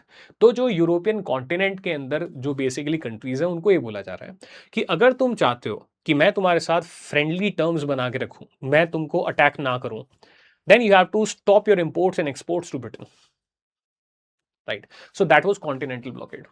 It's like today sanctions are applied, whereby US applies sanctions on Russia and it tells the rest of the country that if you want friendly relations with the US, then you cannot do any kind of import and export with Russia, or Iran or other countries of the world, right? So that's how superpowers, regional powers, behave negatively, right. तो यहाँ पे जो है ये Britain की जो economy है उसको ध्वस्त करना चाहता है, बट अल्टीमेटली ये जो कॉन्टिनेंटल ब्लॉकेड है ये एक्चुअली फेल होगा। क्यों एक्चुअली फेल होगा? Simple, demand and supply. French economy अभी इंडस्ट्रियलाइज नहीं करी है।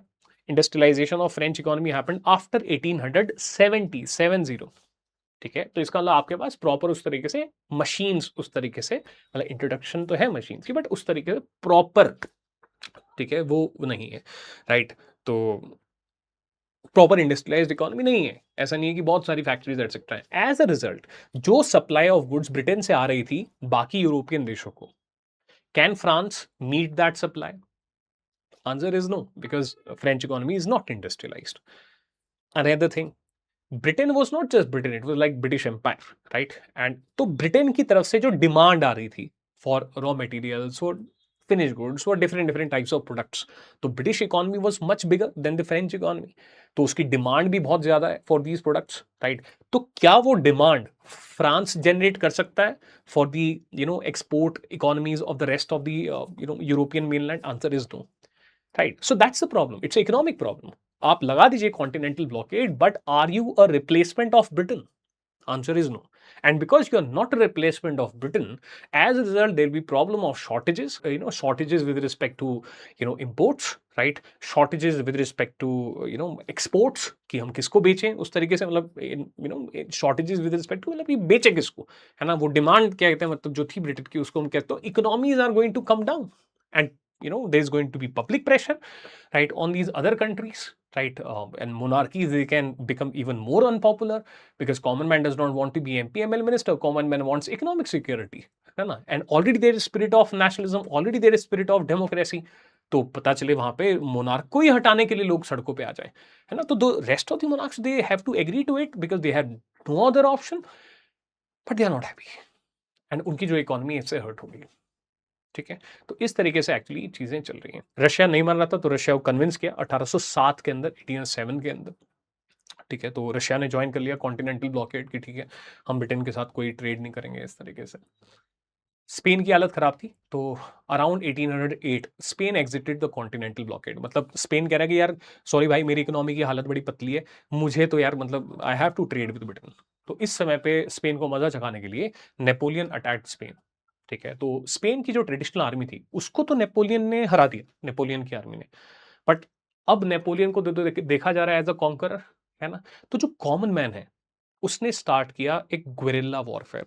ठीक है, एक्चुअली जो टर्म भी है गुरिल्ला वॉरफेयर, वो यहाँ से ही एसोसिएटेड है, जहाँ पे जो आम जनता है वो सिविलियन क्लोथ्स के अंदर है, एंड वो नेपोलियन को, क्योंकि नेशनलिज्म है, तो with nationalism spirit traditional army तो हार गई, बट आम जनता को आप कैसे हराओगे, है ना? If every common person, for the spirit, on the spirit of nationalism is, targeting your आर्मीज. तो नेपोलियन के जो जनरल्स थे उन्होंने बताया भी नेपोलियन को कि यार ये प्रॉब्लम थोड़ी सी बढ़ जा रही है, बट नेपोलियन तो जीत के नशे में था. उसको, नेपोलियन को एक विश्वास था कि उसके अंदर मतलब कुछ ऐसा है कि मतलब ही इज इनविंसिबल, राइट? तो ओवर कॉन्फिडेंस, क्योंकि इतनी सारी हिस्ट्री रही है ऑफ वॉर विक्ट्रीज करनी. तो 1808 से लेकर 1813 तक जो है ये स्पेन के अंदर ये युद्ध हुआ, जहाँ पे गुरिल्ला वॉरफेयर टैक्टिक्स जो है डिप्लॉय करी जा रही है, एंड अल्टीमेटली यहाँ पे हार हुई नेपोलियन की. नेपोलियन गॉट डिफीटेड इन 1813, राइट? 1812 में कॉन्फिडेंस आ गया रशिया को कि देख रहा है कि स्पेन में हालत खराब है फ्रांस की, तो Russia exerted the continental blockade in 1812. And यहाँ पे नेपोलियन कर रहा है मिस्टेक ऑफ अटैकिंग रशिया. एक चीज याद रखना, हिस्ट्री एक चीज रशिया के रिगार्डिंग डेफिनेटली हमको समझाती है कि रिलेटिवली मॉडर्न टाइम्स में जब जब किसी ने अपनी आर्मी रशिया के अंदर भेजी है, तब तब वो एक बहुत बड़ी भूल बनी है. ठीक है, तो नेपोलियन जो अभी तक इनविंसिबल माना जाता था, तो Napoleon's army is going to get crushed like anything in Russia. They are going to use geography to their advantage, right? Imagine की जो आपकी नेपोलियन की फोर्सेस हैं, they are marching towards Russian mainland, right? They are able to enter. Now their goal is what? Goal is to reach the capital, Moscow. Because once you have captured the capital, that means you have the nerve center under your control. Capitals are extremely sensitive, right? They're extremely sensitive. ठीक है, and जब Napoleon की army Moscow पहुंची, पूरे Moscow में आग लगी हुई थी, पूरा मॉस्को जल रहा था, buildings were on fire, everything was on fire.